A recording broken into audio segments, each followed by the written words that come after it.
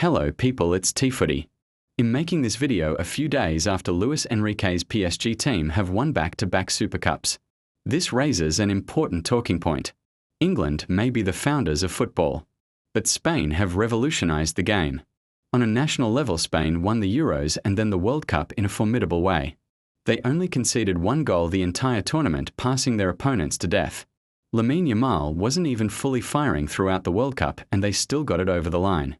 Apart from that blip against Cape Verde, you could genuinely argue that this Spain team is one of the best national teams we've ever seen. Back to club football, where, like I said before, Luis Enrique won the Champions League and Super Cup back-to-back with a unique style of football, giving players more freedom to express themselves. This led to the transformation of players like Dembélé and Vitinha, who before Enrique arrived were definitely not rated as high as they are now. Vitinha was a Wolves reject, which didn't turn out well for Wolves at all. Dembélé was seen as incredibly inconsistent, but did have a high ceiling which he couldn't reach due to recurring injuries hindering his progress.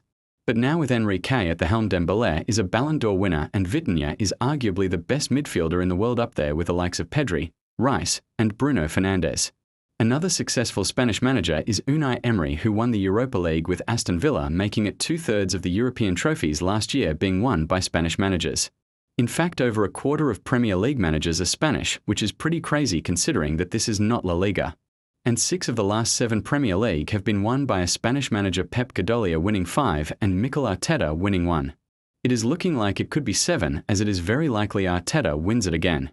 Pep Guardiola's Man City was so dominant it forced everyone to follow his pattern of play until recently, with a lot of the top managers in the world being Pep students like Maresca, Kompany, and Arteta reinforcing this idea.